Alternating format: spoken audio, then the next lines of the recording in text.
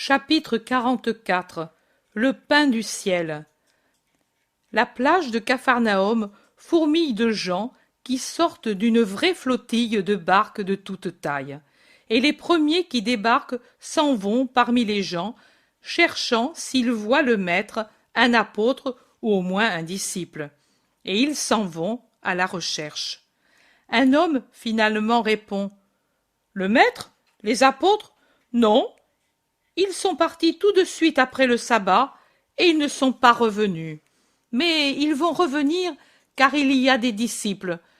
J'ai parlé tout à l'heure avec l'un d'entre eux. Ce doit être un grand disciple. Il parle comme Jaïr. Il est allé vers cette maison au milieu des champs, en suivant la mer.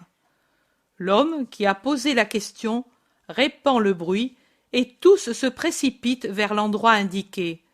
Mais après avoir fait environ 200 mètres sur la rive, il rencontre tout un groupe de disciples qui viennent vers Capharnaüm en faisant force geste. Il les salue et demande: Le maître, où est-il?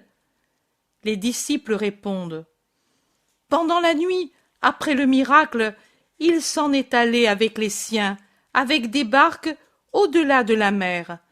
Nous avons vu les voiles, au clair de lune, qui allaient vers Dalmanutha. Ah, voilà! Nous le cherchions à Magdala, dans la maison de Marie, et il n'y était pas. Pourtant, ils pouvaient nous le dire, les pêcheurs de Magdala. Étienne dit: Ils ne l'auront pas su. Peut-être est-il allé sur les monts d'Arbela pour prier. Il y a été déjà une autre fois, l'an dernier, avant la Pâque. Je l'ai rencontré alors par une très grande grâce du Seigneur à son pauvre serviteur. Mais il ne revient pas ici? Certainement, il va revenir. Il doit faire ses adieux et donner les ordres. Mais que voulez-vous? L'entendre encore, le suivre, devenir sien. Présentement, il va à Jérusalem. Vous le retrouverez là, et là, dans la maison de Dieu, le Seigneur vous parlera si pour vous il est utile de le suivre. Car il est bien que vous sachiez que, s'il ne repousse personne, nous autres avons en nous des tendances qui repoussent la lumière.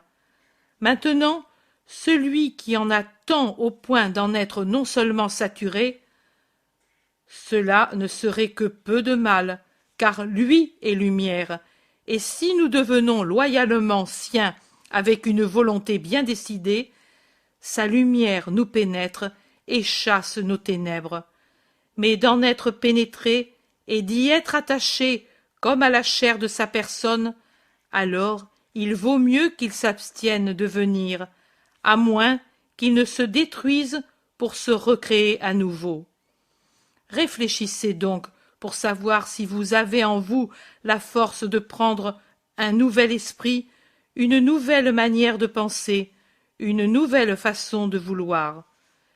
Priez pour pouvoir connaître la vérité sur votre vocation, et puis venez si vous croyez.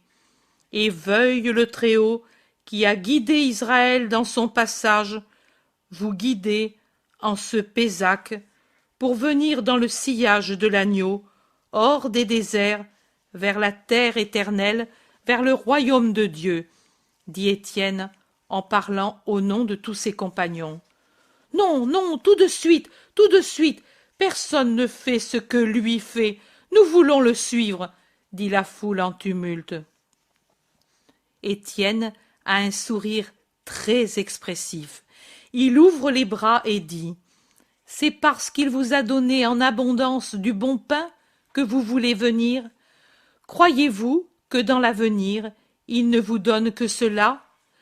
Lui promet à ceux qui le suivent ce qui est son lot: la douleur, la persécution, le martyre. Ce ne sont pas des roses, mais des épines, pas des caresses, mais des soufflets, pas du pain, mais des pierres sont prêtes pour les Christ.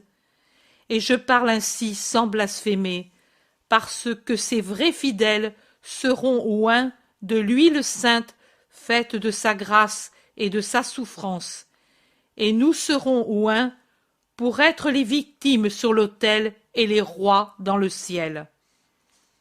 Eh bien, en es-tu jaloux peut-être? Tu y es, toi?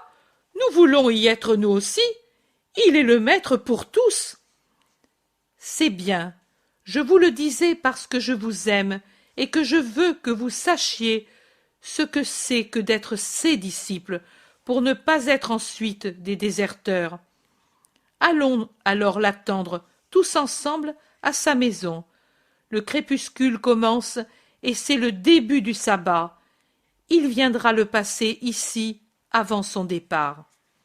Ils vont vers la ville en parlant, et plusieurs interrogent Étienne et Hermas qui les a rejoints, et eux, aux yeux des Israélites, ont une lumière spéciale comme élèves préférés de Gamaliel. Plusieurs demandent « Mais que dit Gamaliel de lui ?» D'autres « Est-ce lui qui vous a envoyé ?» Et d'autres encore « N'a-t-il pas souffert de vous perdre ?» Ou bien « Et le maître, que dit-il du grand rabbi ?» Les deux répondent avec patience. Gamaliel parle de Jésus de Nazareth comme du plus grand homme d'Israël. « Oh, plus grand que Moïse ?» disent certains presque scandalisés. Lui dit que Moïse est l'un des si nombreux précurseurs du Christ, mais qu'il n'était que le serviteur du Christ. Alors, pour Gamaliel, celui-ci est le Christ, c'est ce qu'il dit.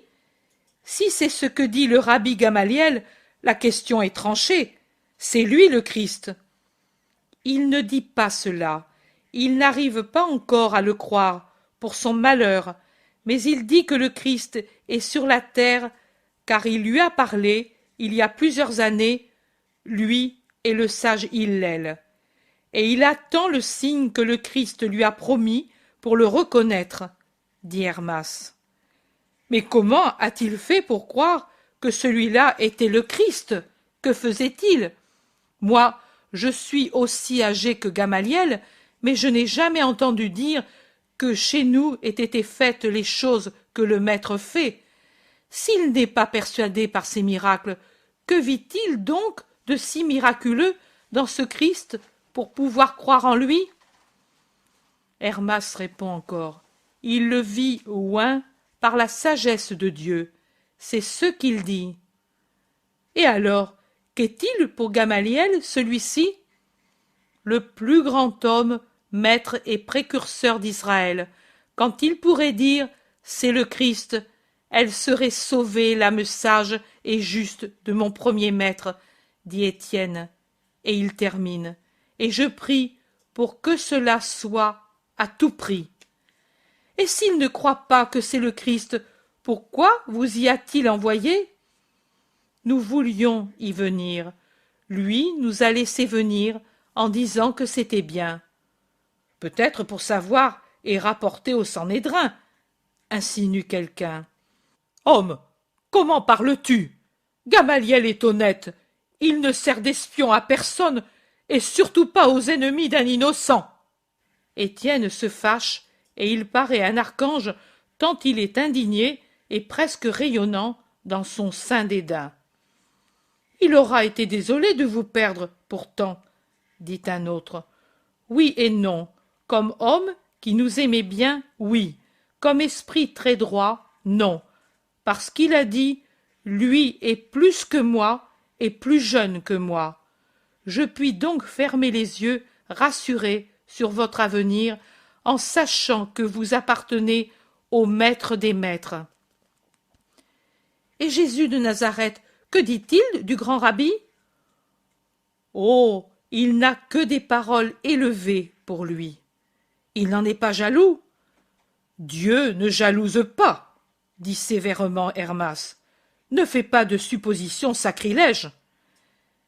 Mais pour vous, alors, il est Dieu? En êtes-vous certain? Et les deux d'une seule voix, comme d'être vivants en ce moment. Et Étienne termine. Et veuillez le croire, vous aussi, pour posséder la vraie vie. Ils sont de nouveau sur la plage devenue un lieu de réunion et ils la traversent pour aller à la maison. Sur le seuil se trouve Jésus qui caresse des enfants. Des disciples se groupent avec des curieux et ils demandent « Maître, quand es-tu venu ?» Il y a quelques instants. Le visage de Jésus a encore la majesté solennelle, un peu extatique, qu'il a après une prière prolongée. « Tu as été en oraison, maître ?» demande Étienne à voix basse, par respect, comme il s'est incliné pour le même motif. « Oui. »« D'où le vois-tu, mon fils ?» demande Jésus en lui posant la main sur ses cheveux foncés en une douce caresse. « De ton visage d'ange, je suis un pauvre homme, mais ton aspect est si limpide que j'y lis les palpitations et les actions de ton esprit. Le tien aussi est limpide, tu es un de ceux qui restent tout petits. Et qu'y a-t-il sur mon visage, Seigneur? Viens à part, et je te le dirai. Et il le prend par le poignet et l'amène dans un couloir obscur. Charité, foi, pureté, générosité, sagesse, et tout cela, c'est Dieu qui te l'a donné, et tu l'as cultivé, et tu le feras davantage. Enfin, d'après ton nom, tu as la couronne d'or pur, avec une grande gemme qui resplendit sur ton front. Sur l'or et les pierres sont gravés 2 mots, prédestination et prémisse. Sois digne de ton sort, Étienne. Va en paix avec ma bénédiction. Et il pose de nouveau la main sur ses cheveux, alors qu'Étienne s'agenouille pour ensuite se prosterner et lui baiser les pieds. Ils reviennent vers les autres. Philippe dit « Ces gens sont venus pour t'entendre. » Ici, on ne peut parler. Allons à la synagogue. Jaïr en sera content. Jésus en tête, par derrière le cortège des autres, ils vont à la belle synagogue de Capharnaüm, et Jésus, salué par Jaïr, y entre, et il ordonne que toutes les portes restent ouvertes pour que ceux qui n'arrivent pas à entrer puissent l'entendre de la rue et de la place qui sont à côté de la synagogue. Jésus va à sa place dans cette synagogue amie, de laquelle aujourd'hui sont absents, heureusement, les pharisiens, peut-être déjà partis en grande pompe pour Jérusalem. Et il commence à parler. « En vérité, je vous dis, vous me cherchez non pas pour m'entendre, ni pour les miracles que vous avez vus, mais pour ce pain que je vous ai donné à manger à satiété et sans frais. Les 3/4 d'entre vous, c'est pour cela qu'ils me cherchaient, et par curiosité, venant de toutes parts de notre patrie. Il manque donc à la recherche l'esprit surnaturel, et reste dominant l'esprit humain avec ses curiosités malsaines, ou pour le moins d'une imperfection infantile, non pas simple comme celle des tout-petits, mais diminuée comme l'intelligence d'un esprit obtus. Et avec la curiosité, il reste la sensualité et un sentiment vicié. La sensualité qui se cache, subtile comme le démon dont elle est la fille, derrière des apparences et des actes qui sont bons en apparence, et le sentiment vicié qui est simplement une déviation morbide du sentiment et qui, comme tout ce qui est maladie, ressent le besoin et le désir des drogues qui ne sont pas la simple nourriture, le bon pain, la bonne eau, l'huile pure, le premier lait qui suffit pour vivre, pour bien vivre. Le sentiment vicié veut les choses extraordinaires pour en être remué et pour éprouver le frisson qui plaît, le frisson maladif des paralysés qui ont besoin de drogue pour éprouver des sensations qui leur donnent l'illusion d'être intègres et virils. La sensualité qui veut satisfaire sans fatigue la gourmandise, dans ce cas avec du pain qui n'a pas coûté de sueur, puisque Dieu l'a donné par bonté. Les dons de Dieu ne sont pas l'ordinaire, ils sont l'extraordinaire. On ne peut y prétendre ni se livrer à la paresse en disant « Dieu me les donnera ». Il est dit « Tu mangeras ton pain mouillé par la sueur de ton front, c'est-à-dire le pain gagné par le travail.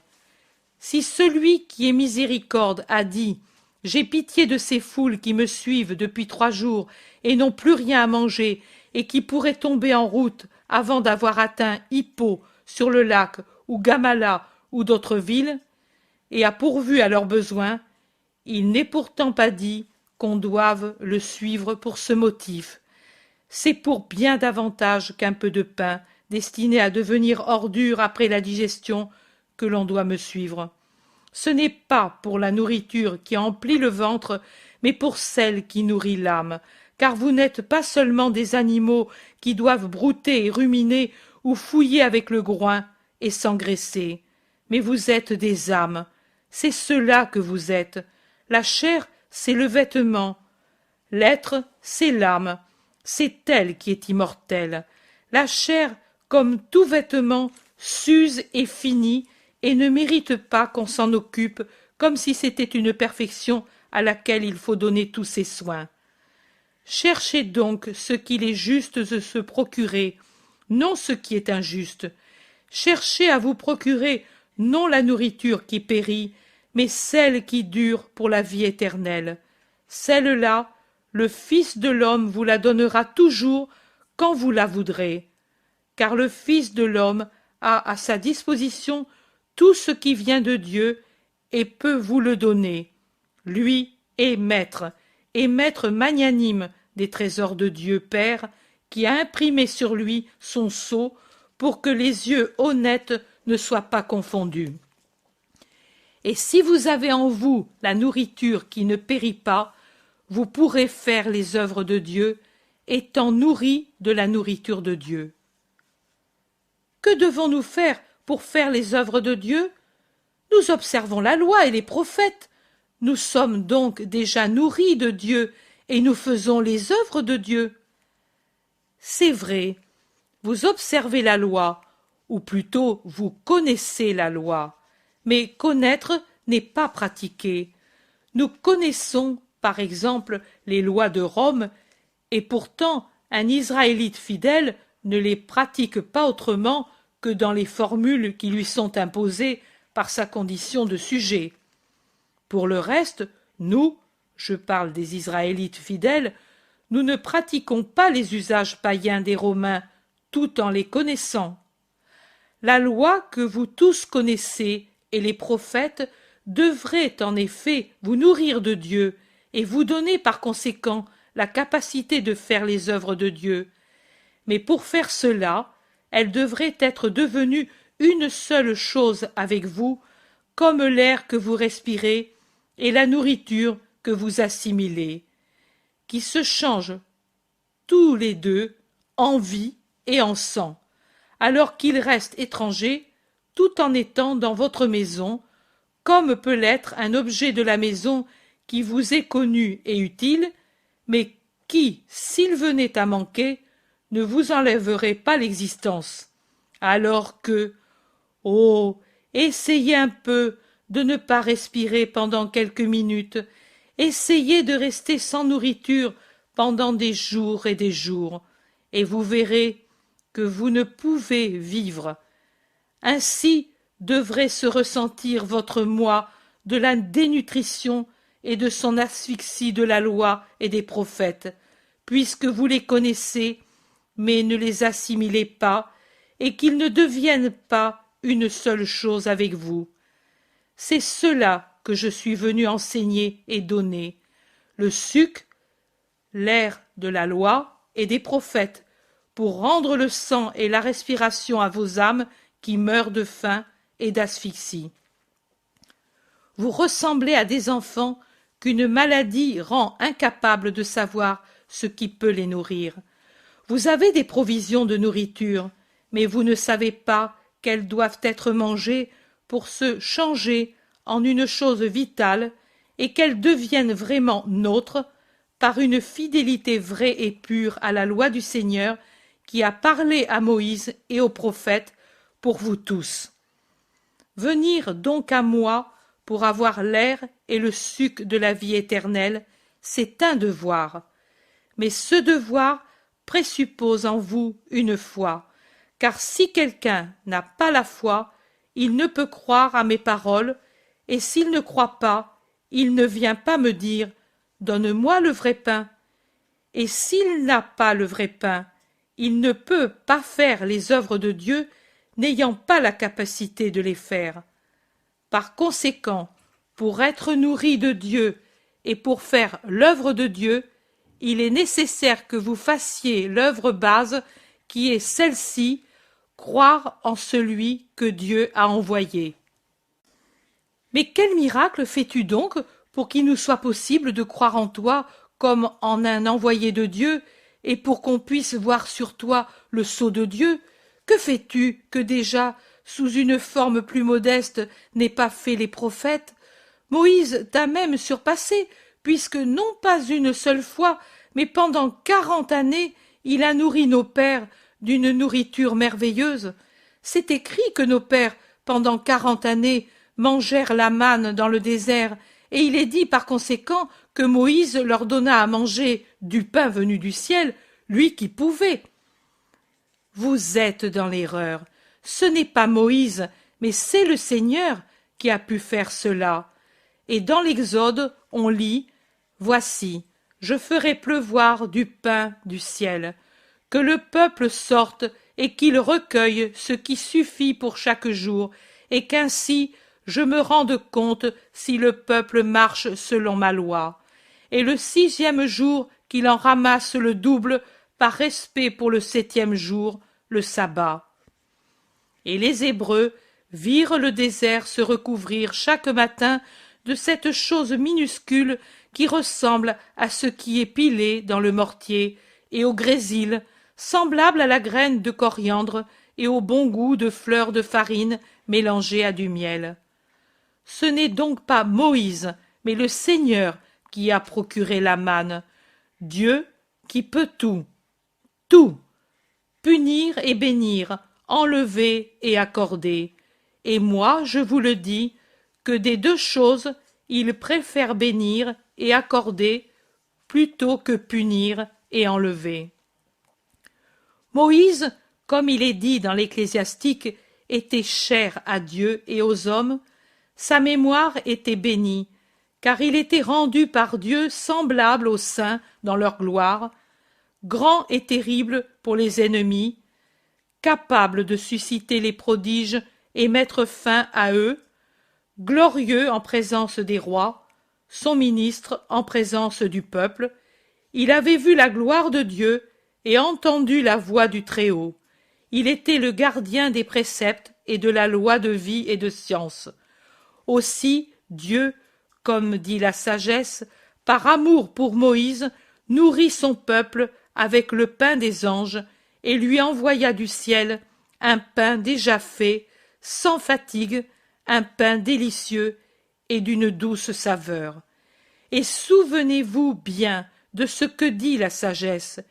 Et puisqu'il venait du ciel, de Dieu, et qu'il montrait la douceur divine envers ses fils, il avait pour chacun le goût que chacun voulait, et procurait à chacun les effets qu'il désirait, étant utile aussi bien au tout petit, à l'estomac encore imparfait, qu'à l'adulte à l'appétit et à la digestion vigoureux, qu'à la fillette délicate et qu'au vieillard décrépit, et même pour montrer que ce n'était pas œuvre d'homme, il renversa les lois des éléments, car il résistait au feu, ce pain mystérieux, qui, au lever du soleil, fondait comme du givre. Ou plutôt le feu, c'est toujours la sagesse qui parle, oublia sa propre nature, par respect pour l'œuvre de Dieu, son Créateur, et pour les besoins des justes de Dieu, de sorte qu'alors qu'il a l'habitude de s'enflammer pour tourmenter, ici il se fit doux pour faire du bien à ceux qui faisaient confiance au Seigneur.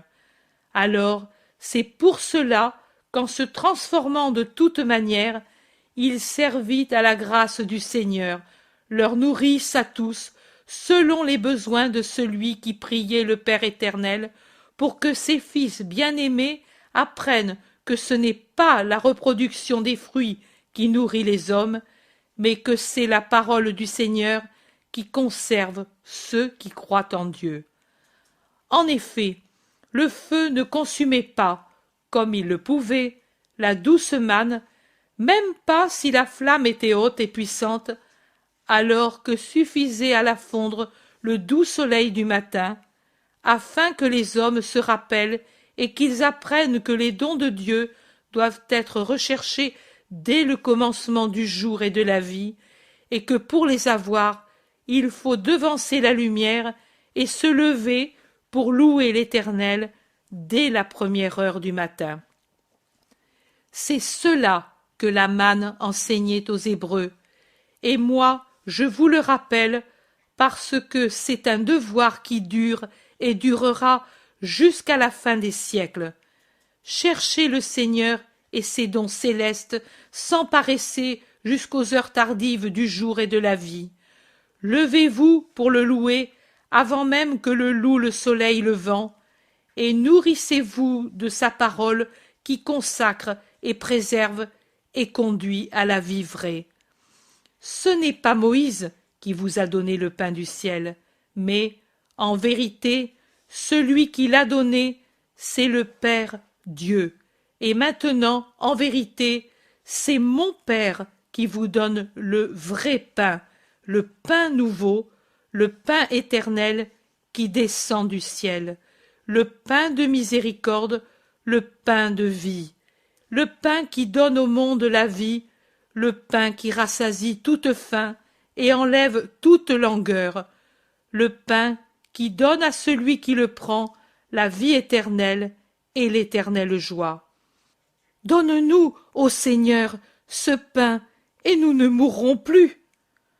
Vous mourrez comme tout homme meurt, mais vous ressusciterez pour la vie éternelle si vous vous nourrissez saintement de ce pain, parce qu'il rend incorruptible celui qui le mange.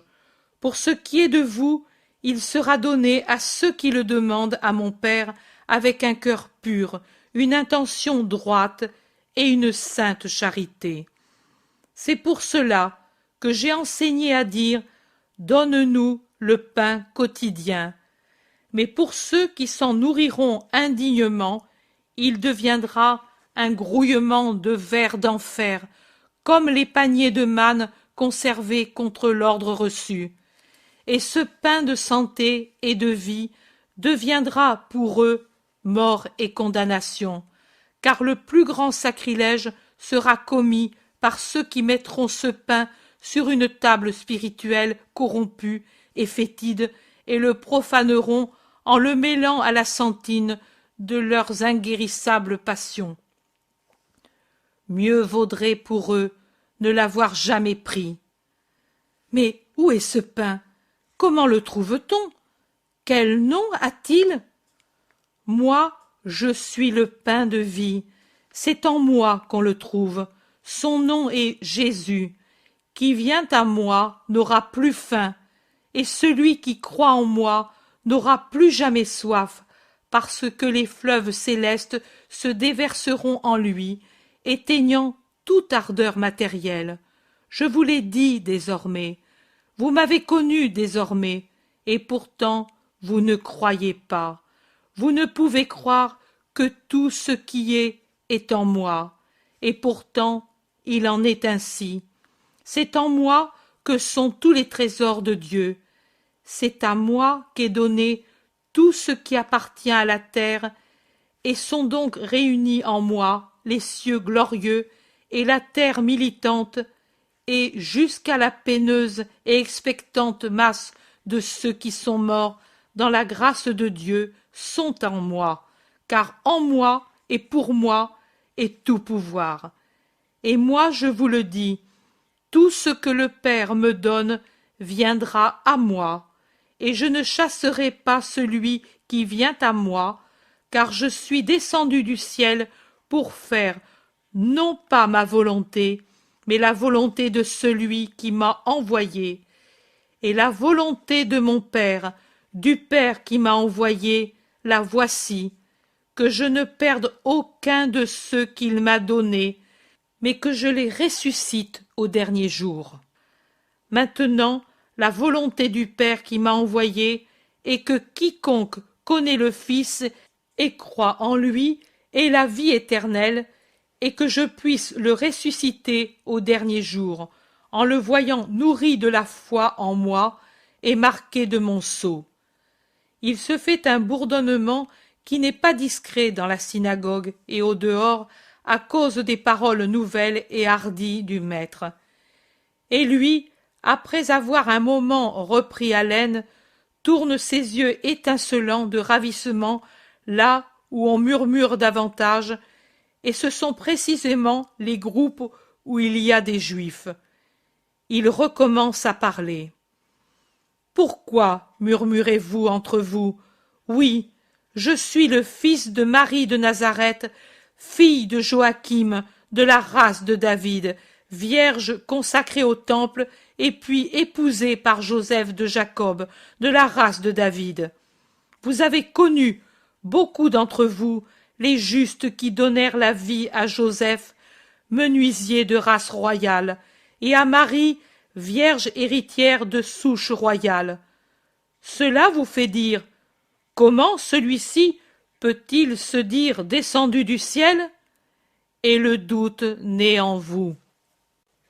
Je vous rappelle les prophètes sur l'incarnation du Verbe, et je vous rappelle comment, plus pour nous Israélites que pour tout autre peuple, il est de foi que celui que nous n'osons pas appeler ne peut pas se donner une chair selon les lois humaines, et de plus selon les lois d'une humanité déchue. Le très pur, l'incréé, s'il s'est mortifié jusqu'à se faire homme pour l'amour de l'homme, ne pouvait choisir qu'un sein de vierge plus pur que les lys pour revêtir de chair sa divinité. Le pain descendu du ciel au temps de Moïse a été placé dans l'arche d'or, recouverte du propitiatoire, veillée par les chérubins, derrière les voiles du tabernacle, et avec le pain était la parole de Dieu. Et il était juste qu'il en fût ainsi, parce que le plus grand respect doit être donné au don de Dieu et aux tables de sa très sainte parole. Mais alors, qu'est-ce qui aura été préparé par Dieu pour sa propre parole et pour le vrai pain qui est venu du ciel?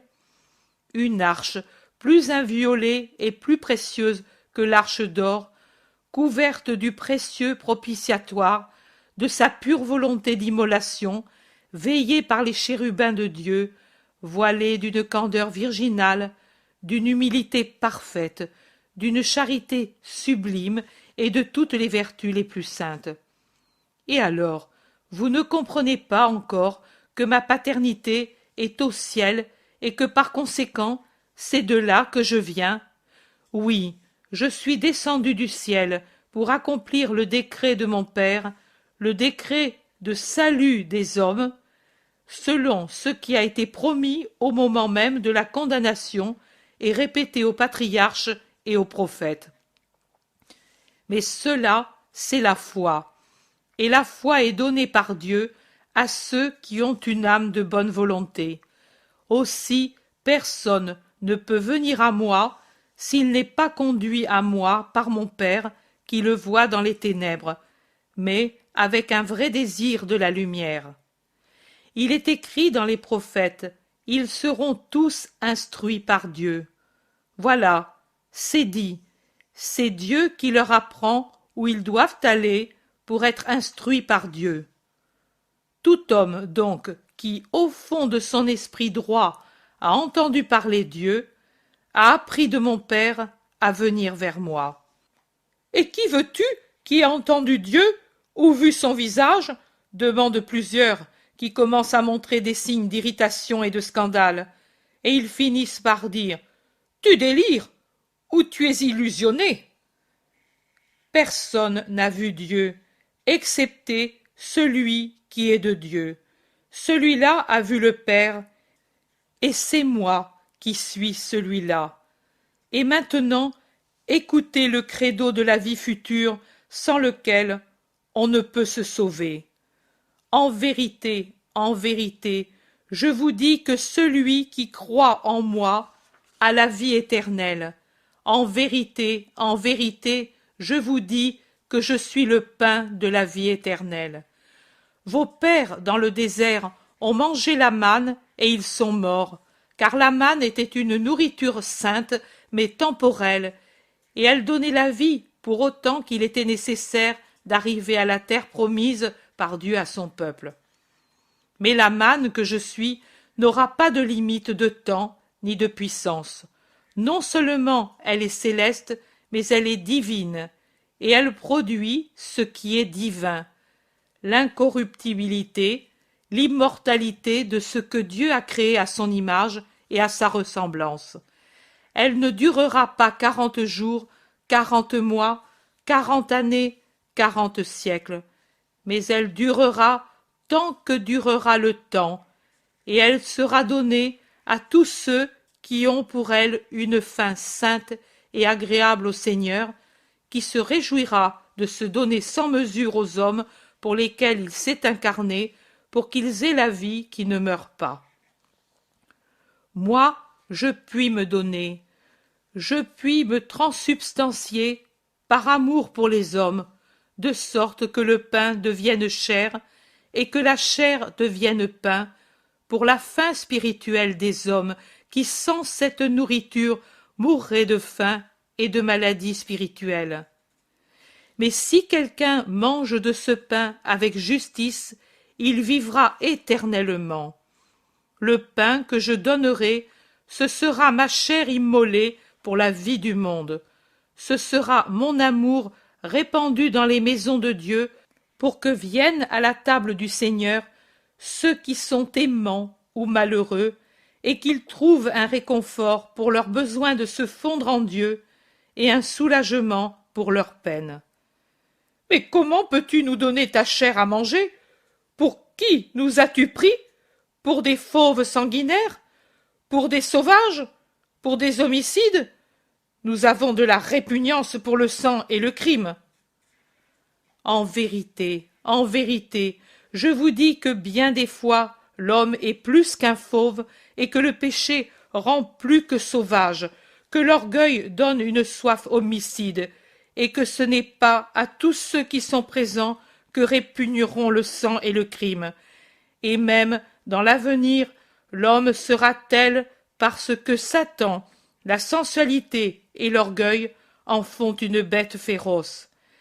Et c'est pour satisfaire un besoin plus grand que jamais que vous devez et que l'homme devra se guérir lui-même des germes terribles par l'infusion du saint. En vérité, je vous dis que si vous ne mangez pas la chair du Fils de l'homme et si vous ne buvez pas son sang, vous n'aurez pas en vous la vie. Celui qui mange dignement ma chair et qui boit mon sang a la vie éternelle, et je le ressusciterai au dernier jour, car ma chair est vraiment une nourriture et mon sang un breuvage. Celui qui mange ma chair et qui boit mon sang reste en moi, et je reste en lui. Comme le Père vivant m'a envoyé, et que je vis par le Père, de même celui qui me mange vivra lui aussi par moi, et ira où je l'envoie, et il fera ce que je veux, et il vivra avec austérité comme homme, et sera ardent comme un séraphin, et il sera saint, car pour pouvoir se nourrir de ma chair et de mon sang, il s'interdira les fautes, et il vivra en s'élevant pour finir son ascension au pied de l'Éternel. Mais celui-là est fou. Qui peut vivre de cette façon? Dans notre religion, il n'y a que le prêtre qui doive se purifier pour offrir la victime. Ici, lui veut faire de nous autant de victimes de sa folie. Cette doctrine est trop pénible et ce langage est trop difficile. Qui peut l'écouter et le pratiquer? Murmurent ceux qui sont présents, et plusieurs sont des disciples réputés tels. Les gens se dispersent en commentant, et très réduits apparaissent les rangs des disciples quand restent seuls dans la synagogue le maître et les plus fidèles. Je ne les compte pas, mais je dis qu'on arrive à peu près à une centaine. Il doit donc y avoir eu une forte défection, même dans les rangs des anciens disciples depuis longtemps au service de Dieu. Parmi ceux qui sont restés, il y a les apôtres, le prêtre Jean et le scribe Jean, Étienne, Hermas, Timon, Hermasté, Agape, Joseph, Salomon, Abel de Bethléem de Galilée et Abel le lépreux de Corosaïne avec son ami Samuel. Élie, celui qui renonça à ensevelir son père pour suivre Jésus, Philippe d'Arbela, Azer et Ismaël de Nazareth, et en plus d'autres dont je ne connais pas les noms. Tout ceci parle doucement en commentant la défection des autres et les paroles de Jésus qui reste pensif, les bras croisés, appuyé à un haut pupitre. Et vous vous scandalisez de ce que je vous ai dit? Et si je vous disais que vous verrez un jour le Fils de l'homme monter au ciel où il était auparavant et s'asseoir à côté du Père? Et qu'avez-vous compris, absorbé, cru jusqu'à présent? Et avec quoi avez-vous écouté et assimilé? Seulement avec ce qui est humain? C'est l'esprit qui vivifie et a de la valeur. La chair ne sert à rien. Mes paroles sont esprit et vie, et c'est avec l'esprit qu'il faut les écouter et les comprendre pour en avoir la vie. Mais il y en a beaucoup parmi vous dont l'esprit est mort parce qu'il est 100 fois. Beaucoup d'entre vous ne croient pas vraiment, et c'est inutilement qu'ils restent près de moi. Ils n'en auront pas la vie, mais la mort, car ils y restent, comme je l'ai déjà dit, ou par curiosité, ou par affection humaine, ou pire, pour des fins encore plus indignes. Ils n'ont pas été amenés ici par le Père en récompense de leur bonne volonté, mais par Satan. Personne, en vérité, ne peut venir à moi si cela ne lui est pas accordé par le Père. Allez-vous-en aussi, vous qui restez difficilement parce que vous avez honte, humainement, de m'abandonner, mais qui avez honte encore davantage de rester au service de quelqu'un qui vous semble fou et dur. Allez, il vaut mieux que vous soyez loin pour nuire. Et plusieurs autres se retirent des disciples, parmi lesquels le scribe Jean et Marc, le Gérasénien possédé, guéri en envoyant les démons dans les porcs. Les disciples bons se consultent et courent après ceux qui ont abandonné, en essayant de les arrêter. Dans la synagogue, il y a maintenant Jésus, le chef de la synagogue, et les apôtres. Jésus se tourne vers eux qui, mortifiés, restent dans un coin, et il dit « Voulez-vous vous en aller, vous aussi ?» Il le dit sans amertume et sans tristesse, mais avec beaucoup de sérieux. Pierre, dans un élan douloureux, lui dit « Seigneur, et où veux-tu qu'on aille? Vers qui? Tu es notre vie et notre amour. Toi seul as les paroles de la vie éternelle. Nous savons que tu es le Christ, le Fils de Dieu. Si tu veux, chasse-nous.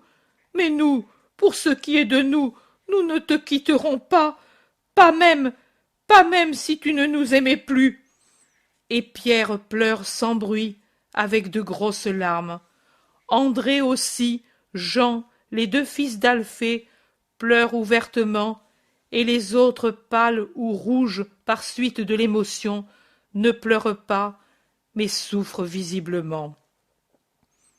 Pourquoi devrais-je vous chasser? N'est-ce pas moi qui vous ai choisis, vous 12? Jaïr, prudemment, s'est retiré pour laisser Jésus libre de réconforter ou de réprimander ses apôtres.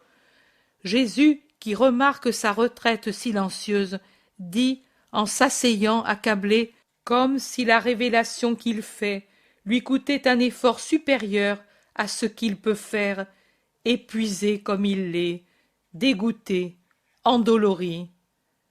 Et pourtant, l'un de vous est un démon. » La parole tombe lente, effrayante dans la synagogue, où il n'y a que la lumière des nombreuses lampes qui soit joyeuse, et personne n'ose rien dire.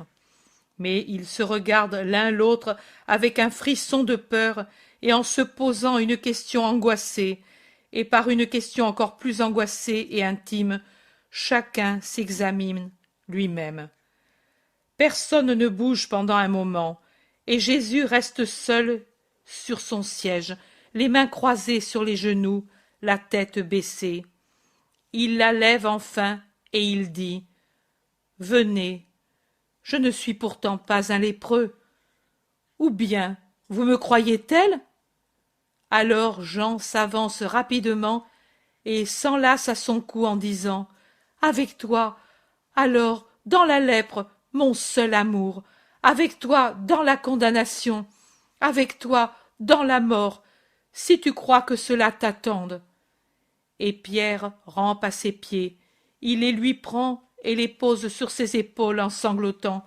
« Presse-moi, foule-moi aux pieds, mais ne me fais pas penser que tu te méfies de ton Simon. » Les autres, voyant que Jésus caresse les deux premiers, s'avancent et le baisent sur ses vêtements, sur ses mains, sur ses cheveux. Seul l'Iscariote ose le baiser au visage. Jésus se lève tout à coup et semble le repousser brusquement, tant son mouvement est imprévu, et il dit : « Allons à la maison. Demain soir, à la nuit, nous partirons en barque pour Hippo. » Chapitre 45. Le nouveau disciple Nicolaï d'Antioche. Jésus est tout seul sur la terrasse de la maison de Thomas de Capharnaüm. La ville est de loisir pendant le sabbat, avec une population déjà réduite, car les plus zélés pour les pratiques de la foi sont déjà partis pour Jérusalem, et de même aussi ceux qui s'y rendent en famille avec des enfants qui ne peuvent faire de longues marches et obligent les adultes à des haltes et à de courtes étapes. Ainsi manque dans la journée, qui est par elle-même un peu brumeuse, la note d'or de l'enfance charmante. Jésus est très pensif, assis sur un banc très bas dans un coin près du mur de clôture, tournant le dos à l'escalier, pour ainsi dire caché par ce mur. Il a le coude sur le genou et appuie son front sur sa main d'un geste fatigué, comme s'il souffrait. Il est interrompu dans sa méditation par un jeune enfant qui veut le saluer avant de partir pour Jérusalem. « Jésus, Jésus !» crie-t-il à chaque marche, ne voyant pas Jésus, car le muret le cache à la vue de ceux qui sont en bas. Et Jésus est tellement concentré qu'il n'entend pas la petite voix légère et le pas d'oiseau, de sorte que, quand le petit arrive sur la terrasse, lui est encore dans cette position de douleur. Et l'enfant en reste intimidé. Il s'arrête au bord de la terrasse, met son petit doigt entre ses lèvres et réfléchit. Puis il se décide et avance lentement. Désormais, il est derrière Jésus. Il se penche pour voir ce qu'il fait. Et il dit : « Non, sois bon, ne pleure pas. Pourquoi ? À cause de ces mufles d'hier ? Mon père disait avec Jaïr qu'ils sont indignes de toi. Mais toi, tu ne dois pas pleurer. Moi, je t'aime bien.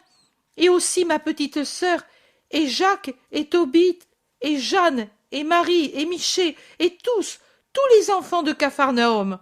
Ne pleure plus. » Et il se jette à son cou, caressant, et il dit en finissant : « Autrement, je pleurerai moi aussi, et je pleurerai toujours pendant tout le voyage. » »« Non, David, je ne pleure plus.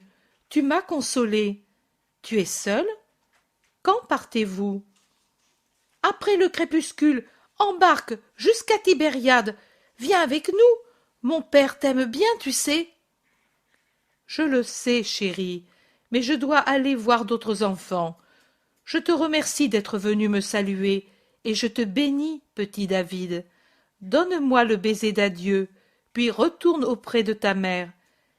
C'est elle que tu es ici ? » ?»« Non, je me suis échappée parce que je ne t'ai pas vue avec tes disciples, et j'ai pensé que tu pleurais. Je ne pleure plus, tu vois. Va trouver maman, qui peut-être te cherche avec inquiétude. Adieu. Fais attention aux ânes des caravanes. Tu vois, il y en a d'arrêtés partout. Mais est-ce bien vrai que tu ne pleures plus? Non, je n'ai plus de douleur. Tu me l'as enlevé. Merci, mon enfant. Le petit descend 4 à 4 l'escalier, et Jésus l'observe. Puis il hoche la tête, revient à sa place, à sa douloureuse méditation. Il se passe un certain temps. Le soleil, à son couchant, se montre dans des éclaircies. Un pas plus lourd dans l'escalier, Jésus relève la tête. Il voit Jaïr qui se dirige vers lui. Il le salue. Jaïr lui rend respectueusement sa salutation. « Comment se fait-il que tu sois ici, Jaïr ?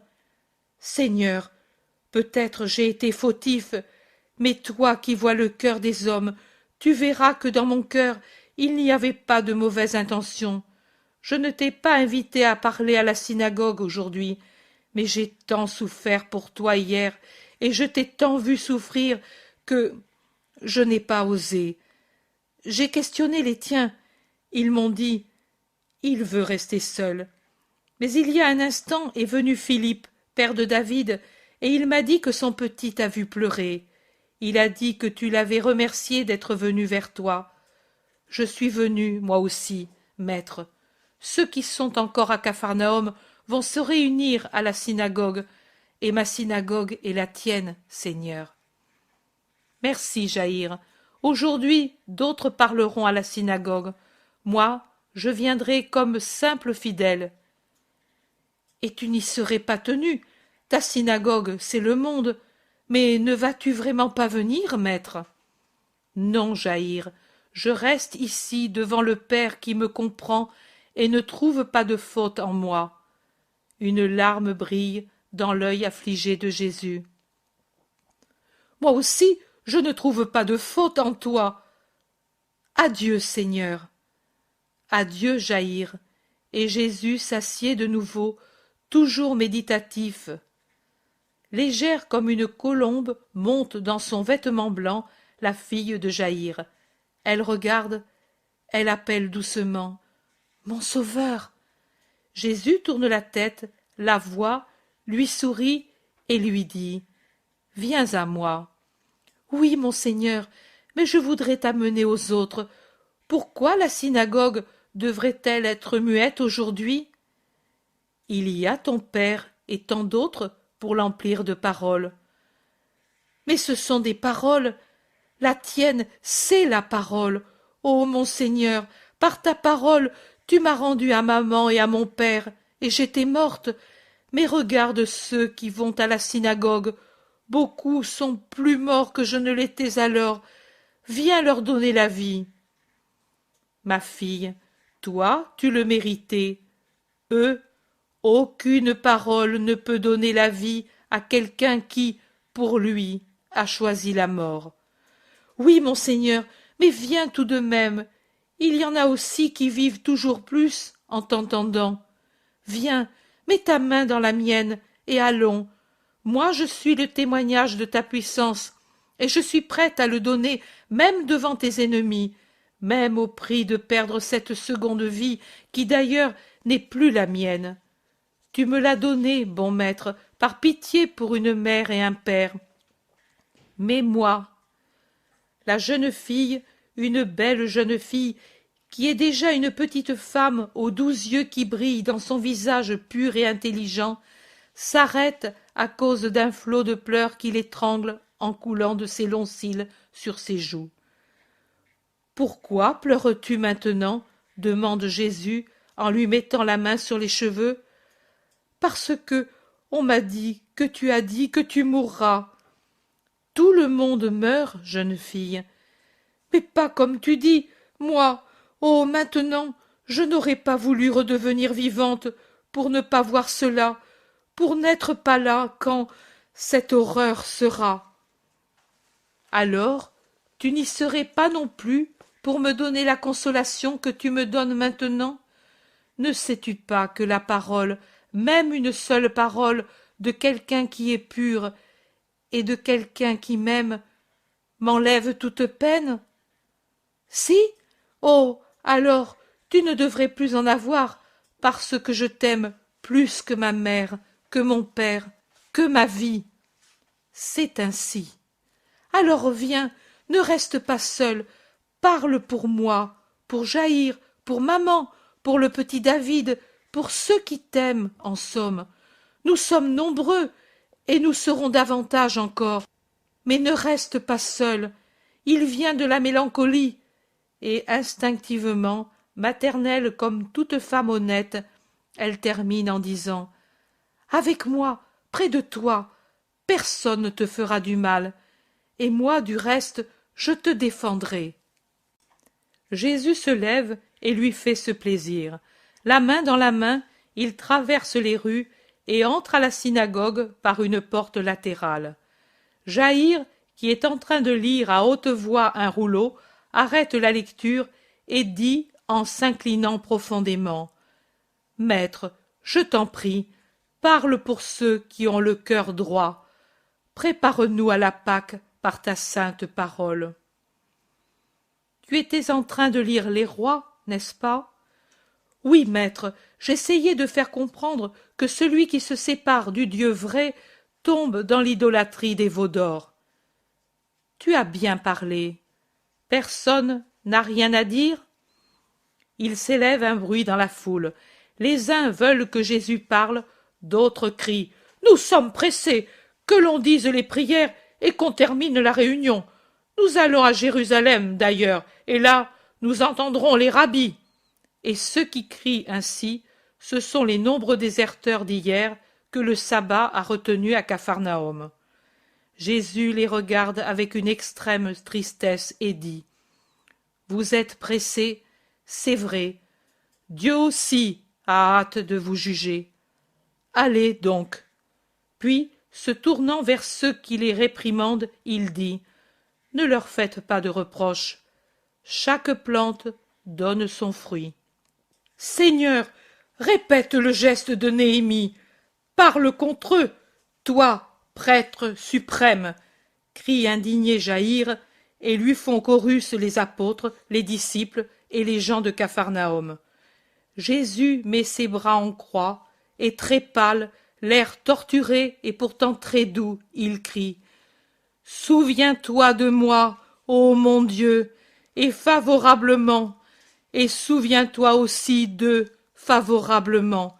Moi, je leur pardonne. » La synagogue se vide, et il ne reste que ceux qui sont fidèles à Jésus. Il y a un étranger dans un coin, un homme robuste que personne ne regarde et auquel personne ne parle. Du reste, lui aussi ne parle avec personne. Il ne fait que regarder fixement Jésus, si bien que le maître tourne ses yeux dans cette direction, le voit et demande à Jaïr qui cela peut être. Je ne sais pas, quelqu'un de passage certainement. Jésus l'interpelle. Qui es-tu? Nicolaï, prosélyte d'Antioche, qui se rend à Jérusalem pour la Pâque. Qui cherches-tu? Toi, Seigneur, Jésus de Nazareth, je désire te parler. Viens. Et le prenant près de lui, il sort dans le jardin, derrière la synagogue, pour l'entendre. J'ai parlé à Antioche avec un de tes disciples nommé Félix. J'ai ardemment désiré de te connaître. Il m'a dit que tu séjournais à Capharnaüm et que tu as ta mère à Nazareth, et aussi que tu vas au Gethsémani ou à Béthanie. L'Éternel a fait que je te rencontre au premier endroit. Moi, j'y étais hier, et j'étais tout près ce matin, alors que tu pleurais en priant près de la fontaine. Je t'aime, Seigneur, parce que tu es saint et doux. Je crois en toi. Tes actions, tes paroles m'avaient déjà fait tien. Mais ta miséricorde de tout à l'heure pour les coupables m'a décidé. Seigneur, accueille-moi à la place de ceux qui t'abandonnent. Je viens à toi avec tout ce que j'ai, la vie et les biens, tout. Il s'est agenouillé en disant les dernières paroles. Jésus le regarde fixement, puis il dit « Viens, à partir d'aujourd'hui, tu appartiendras au Maître. Allons auprès de tes compagnons. » Il rentre à la synagogue où les apôtres et les disciples sont en grande conversation avec Jaïr. « Voici un nouveau disciple, le Père me console. Aimez-le comme un frère. Allons avec lui partager le pain et le sel. Puis, dans la nuit, vous partirez avec lui pour Jérusalem, et nous irons en barque à Hippo. Et n'indiquez mon chemin à personne pour qu'on ne me retienne pas. » Mais cependant le sabbat est terminé, et ceux qui veulent fuir Jésus sont en foule sur la plage pour négocier le passage pour Tibériade. Et ils se disputent avec Zébédée, qui ne veut pas leur céder sa barque, déjà prête à côté de celle de Pierre, pour le départ nocturne de Jésus avec les 12.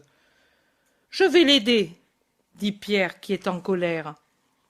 Jésus, pour éviter des heurts trop violents, le retient en disant « Allons-y tous, pas toi seul. » Et ils vont, et ils goûtent l'amertume de voir que ceux qui fuient s'en vont sans un salut, coupant net toute discussion pour s'éloigner de Jésus, et ils entendent quelques épithètes méprisantes et des conseils amers aux disciples fidèles. Jésus se détourne pour revenir à la maison après le départ de la foule hostile, et il dit aux nouveaux disciples « Tu les entends ?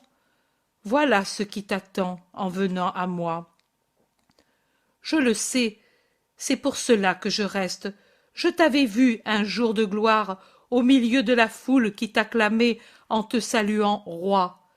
J'ai haussé les épaules en disant « Un autre pauvre illusionné, une autre infortune pour Israël, et je ne t'ai pas suivi parce que tu me semblais un roi, et je ne pensais même plus à toi.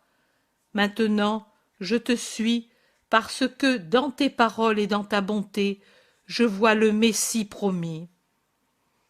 En vérité, tu es plus juste que beaucoup d'autres.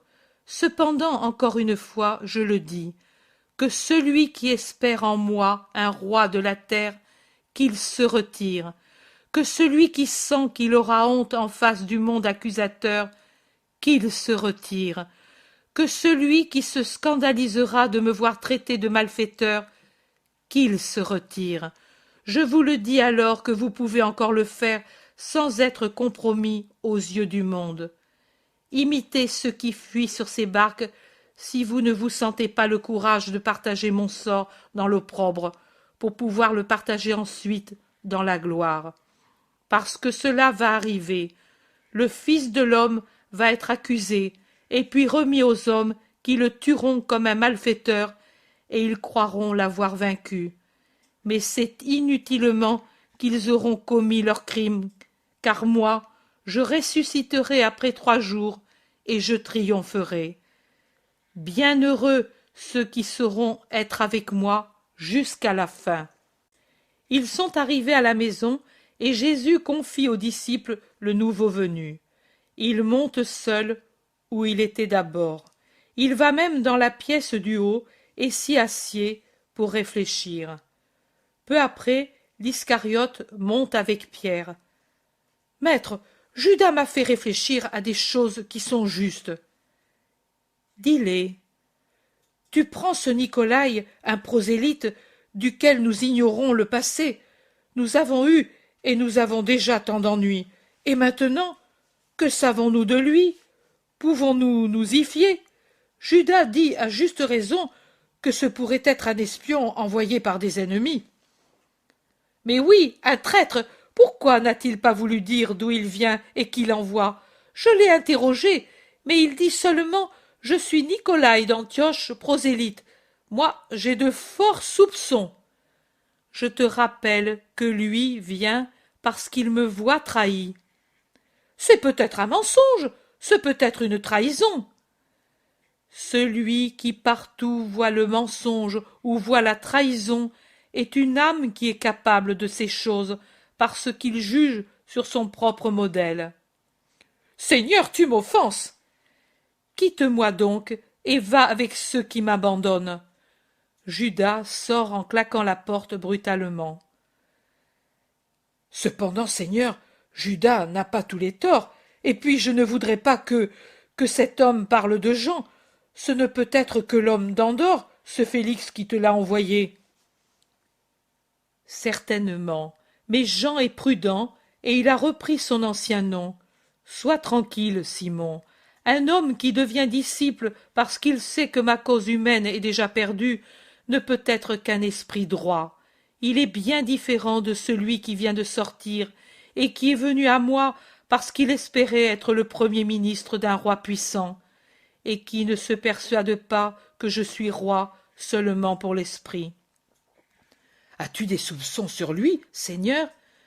Sur personne, mais en vérité je te dis que là où arrivera Nicolaï, disciple et prosélyte, Judas de Simon, apôtre, israélite et juif, n'arrivera pas. Seigneur, je voudrais interroger Nicolaï sur Jean. Ne le fais pas. Jean ne l'a chargé de rien parce qu'il est prudent. Ne sois pas, toi, l'imprudent. Non, Seigneur, je te le demandais seulement. Descendons pour hâter le repas. Quand il fera bien nuit, nous partirons. Simon, m'aimes-tu? Oh, mon maître, mais que dis-tu? Simon, mon cœur est plus sombre que le lac dans une nuit de tempête, et il est aussi agité que lui. Oh, mon maître, que dois-je te dire? Si je suis encore plus sombre et agité que toi, je te dirai, voici ton Simon, et si mon cœur peut te réconforter, prends-le. Je n'ai que lui, mais il est sincère. Jésus met un moment sa tête sur la poitrine large et robuste, et puis il se lève et descend avec Pierre. Chapitre 46. Jésus vers Gadara. Jésus est déjà dans la région de l'autre rive du Jourdain, et d'après ce que je comprends, cette ville que l'on voit en haut d'une colline, c'est Gadara. Et c'est aussi la première ville qu'ils touchent après leur débarquement sur la rive sud-orientale du lac de Galilée, parce que c'est là qu'ils ont débarqué, évitant de descendre à Hippo, où ils avaient été précédés par les barques qui transportaient des personnes hostiles à Jésus. Je pense qu'ils ont donc débarqué juste en face de Tariché, là où le Jourdain sort du lac. Tu connais le chemin le plus court pour aller à Gadara, n'est-ce pas? Tu t'en souviens? Demande Jésus. Et comment? Quand nous serons aux sources chaudes au-dessus de Yarmok, nous n'aurons qu'à suivre la route. Thomas demande. Et les sources, où les trouves-tu? Oh, il suffit d'avoir du nez pour les trouver. On les sent 1000 avant d'y être, dit Pierre en fronçant le nez de dégoût. Judas Iscariote observe. Je ne savais pas que tu avais des douleurs. Des douleurs, moi? Et quand donc? Eh, si tu connais si bien les sources chaudes au-dessus de Yarmok, tu as dû y aller. Je n'ai jamais eu besoin de sources, moi, pour me bien porter. Les poisons des eaux sont sortis de moi avec les sueurs de mon honnête travail, et du reste, ayant connu le travail plutôt que le plaisir, des poisons, il en est entré très peu en moi. Judas fâché dit. La remarque est pour moi, n'est-ce pas? Bien sûr, je suis coupable de tout. Mais qui t'a mordu? Tu questionnes? Moi, je te réponds comme j'aurais répondu au maître ou à un compagnon. Et je crois que personne d'entre eux, pas même Matthieu, qui a été un jouisseur, ne se serait formalisé. Eh bien moi, je me formalise. Je ne te savais pas aussi susceptible, mais je te prie de m'excuser de l'insinuation que tu supposes. Pour l'amour du maître, tu sais, du maître qui est déjà si affligé par des étrangers et qui n'a pas besoin de l'être par nous autres, regarde-le, au lieu de courir après tes impressions, et tu verras qu'il a besoin de paix et d'amour.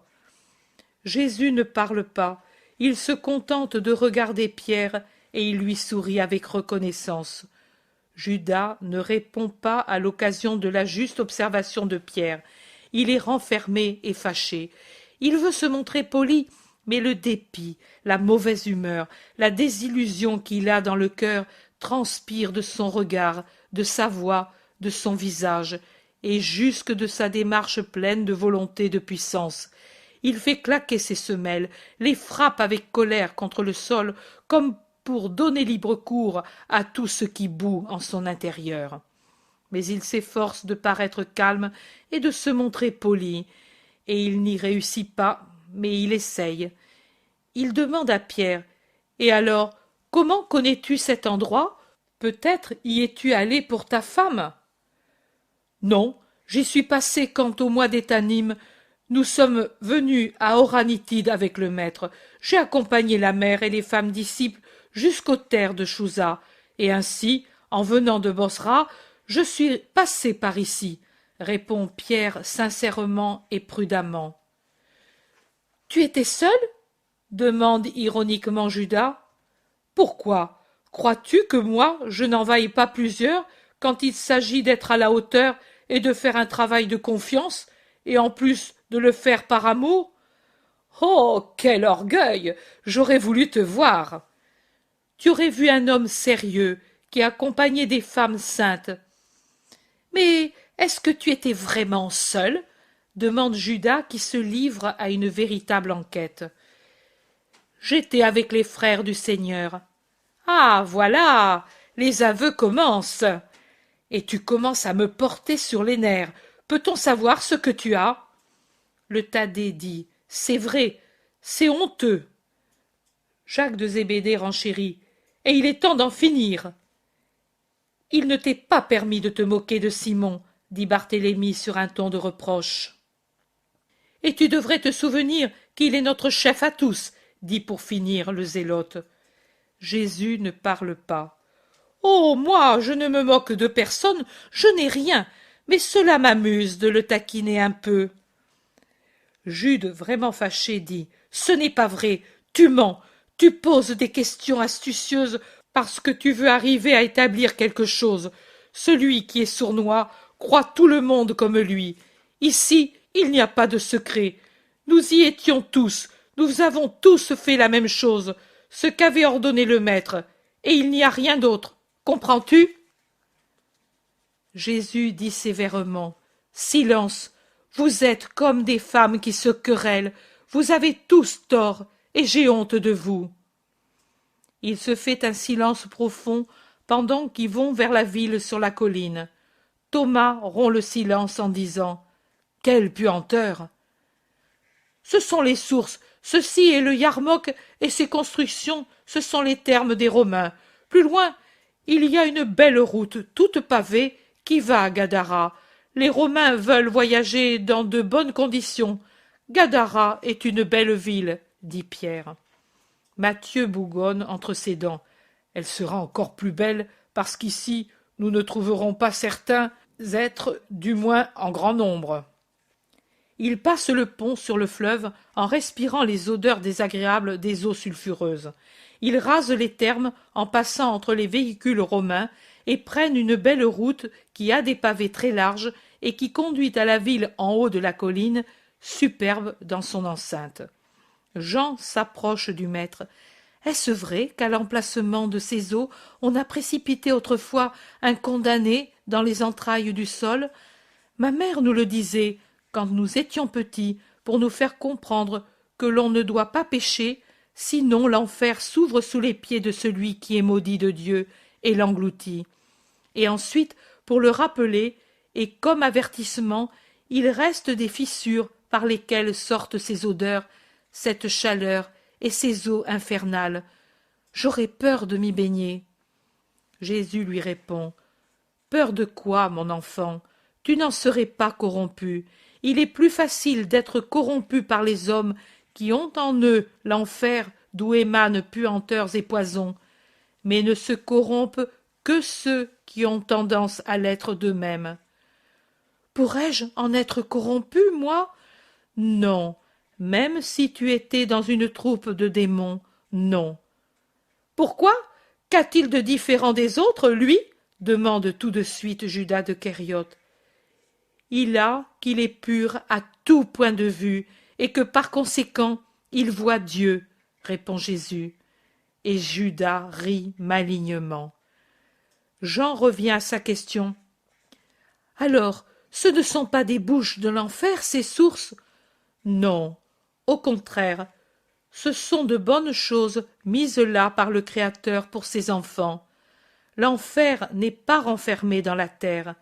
Il est sur la terre, Jean, dans le cœur des hommes, et il se complète ailleurs. Iscariote demande.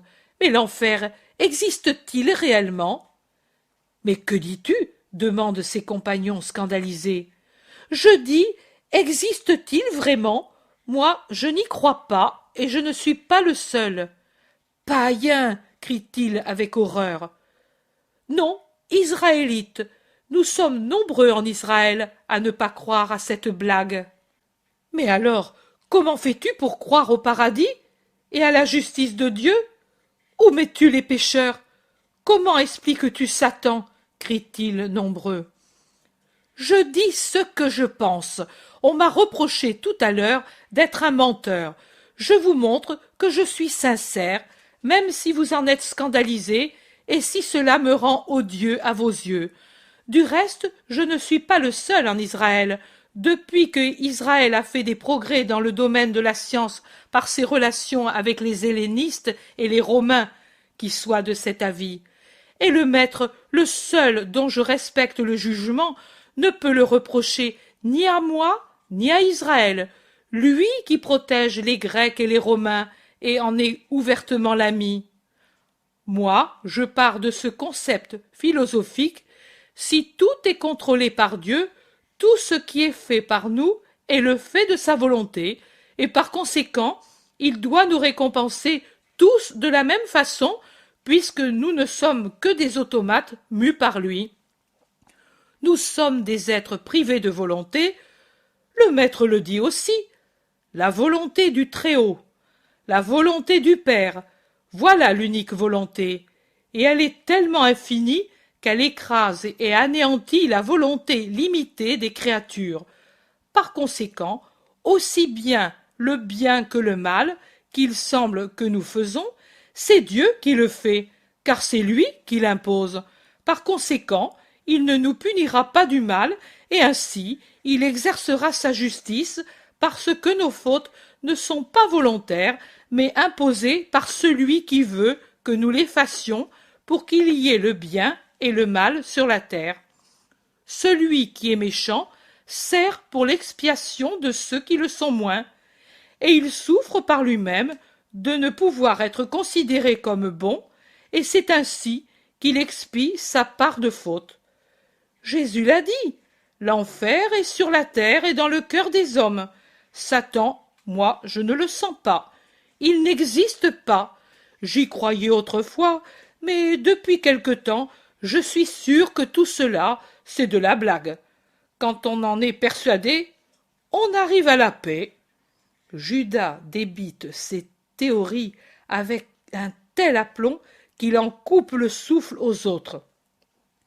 Jésus se tait, et Judas le taquine. « N'ai-je pas raison, maître ?» « Non !» Et son nom est tellement sec qu'il semble une explosion. « Et pourtant, moi, Satan, je ne le sens pas, et je n'admets pas le libre arbitre, le mal. Et tous les Sadducéens sont avec moi, et avec moi il y en a beaucoup d'autres, d'Israël ou non. Non, Satan n'existe pas. » Jésus le regarde, d'un regard qui est si complexe que l'on ne peut l'analyser. C'est le regard d'un juge, d'un médecin, de quelqu'un qui souffre, qui est stupéfait. C'est tout à la fois. Judas, désormais lancé, dit pour terminer « C'est sans doute que je suis meilleur que les autres, plus parfait, que j'ai surmonté la terreur des hommes pour Satan. » Et Jésus se tait. Et lui l'excite. « Mais parle! Pourquoi n'en ai-je pas la terreur ?» Jésus se tait. « Tu ne réponds pas, maître. Pourquoi? As-tu peur? Non, je suis la charité, et la charité retient son jugement jusqu'à ce qu'elle soit obligée de le donner. Laisse-moi, et retire-toi, dit-il enfin, parce que Judas essaye de l'embrasser, et il termine en un souffle, serré de force dans les bras du blasphémateur. Tu m'inspires du dégoût. Satan, tu ne le vois ni ne le sens, car il n'est qu'un avec toi. Va-t'en, démon. Judas effronté le baise et rit, comme si le maître lui avait dit en secret quelque louange. Il revient vers les autres qui se sont arrêtés abasourdis, et il leur dit « Vous voyez, j'ai su ouvrir le cœur du maître, et je le rends heureux, parce que je lui montre ma confiance, et j'en reçois une instruction. Vous, au contraire, vous n'osez jamais parler, c'est que vous êtes des orgueilleux. Oh, moi, j'apprendrai de lui plus que tous, et je pourrai parler. » Ils sont arrivés aux portes de la ville. Ils y entrent tous ensemble, car Jésus les a attendus. Mais alors qu'ils franchissent l'entrée, Jésus commande « Que mes frères et Simon aillent en avant rassembler les gens. »« Pourquoi pas moi, maître? Tu ne me donnes plus de mission? Elles ne sont plus nécessaires maintenant. Tu m'en as donné 2 de suite, et qui ont duré des mois. Et tu t'en plains, disant que je voulais t'éloigner. Maintenant tu te plains parce que je te garde auprès de moi? » Judas ne sait que répondre, et il se tait. Il va en avant avec Thomas, le zélote, Jacques de Zébédée et André. Jésus s'arrête pour laisser passer Philippe, Barthélemy, Matthieu et Jean, comme s'il voulait rester seul. Il le laisse faire. Mais le cœur affectueux de Jean, dont les yeux plusieurs fois ont eu des larmes qui y ont brillé pendant les discussions et les blasphèmes de Judas, peu après, le fait se retourner à temps pour voir que Jésus, ne se sachant pas observé dans la ruelle solitaire et assombrie par les archivoltes successifs qui la cachent, se porte les mains au front en un geste de douleur, se courbant comme quelqu'un qui souffre beaucoup. Le blond Jean quitte ses compagnons et il revient vers son maître. « Qu'as-tu, mon Seigneur? Tu souffres encore tant, comme quand nous t'avons trouvé à Axib. Oh, mon Seigneur! » « Ce n'est rien, Jean, rien. Aide-moi par ton amour, et tais-toi avec les autres, et prie pour Judas. »« Oui, maître, il est très malheureux, n'est-ce pas? Il est dans les ténèbres, et il ne sait pas qu'il s'y trouve. Il croit avoir trouvé la paix. Est-ce la paix que la sienne? » « Il est très malheureux, » dit Jésus accablé. « Ne sois pas ainsi accablé, maître. Pense au grand nombre de pécheurs endurcis dans le péché, qui sont redevenus bons. Ainsi fera Judas. Oh, tu le sauveras certainement. Cette nuit, je la passerai en prière pour lui. Je dirai au Père de faire de moi quelqu'un qui sait seulement aimer. Je ne veux plus que cela. Je songeais à donner ma vie pour toi, ou à faire briller ta puissance à travers mes œuvres. Maintenant, plus rien de cela. Je renonce à tout. Je choisis la vie la plus humble et la plus commune, et je demande au Père de donner tout ce que j'ai à Judas, pour le satisfaire, et pour qu'ainsi il se tourne vers la sainteté. Seigneur, je devrais te dire des choses. Je crois savoir pourquoi Judas est ainsi. Viens cette nuit, nous prierons ensemble et nous parlerons. Et le Père m'écoutera? Il acceptera mon sacrifice? Le Père te bénira, mais tu en souffriras. Oh non, il suffit que je te voie content, et que Judas, Oui, Jean, il nous appelle, courons. La ruelle fait place à une belle route. La route devient une artère ornée de portiques et de fontaines, et elle est ornée de places plus belles l'une que l'autre. Elle croise une artère pareille, et il y a sûrement au fond un amphithéâtre. Et des gens atteints de diverses infirmités sont déjà rassemblés dans un coin des portiques en attendant le Sauveur. Pierre vient à la rencontre de Jésus. Ils ont conservé la foi en ce que nous avons dit de toi au mois d'Étamine. Ils sont venus tout de suite. Et moi, je vais tout de suite récompenser leur foi. Allons. Et dans le crépuscule déjà avancé qui teint les marbres de rouge, il va guérir ceux qui l'attendent avec foi.